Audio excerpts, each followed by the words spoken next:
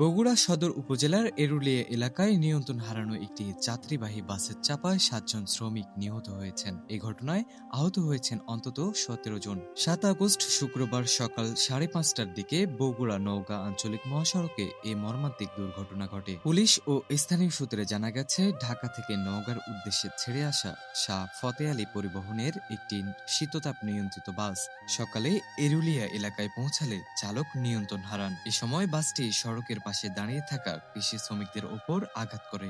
ঘটনাস্থলেই 3 জনের মৃত্যু হয়। পরবর্তীতে হাসপাতালে নেওয়া হলে চিকিৎসাধীন অবস্থায় আরও 4 জন মারা যান। বগুড়ার জেলা প্রশাসক তৌফিকুর রহমান শহীদ জিয়াউর রহমান মেডিকেল কলেজ হাসপাতালে চিকিৎসাধীন আহতদের দেখতে যান এবং তাদের শারীরিক অবস্থার খোঁজ খবর নেন।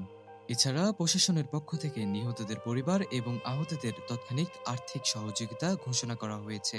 বগুড়া থেকে এস এম আবু সাঈদের পাঠানো তথ্যচিত্রে ডেস্ক রিপোর্ট মুশফিকুর রহমান, মানবকণ্ঠ।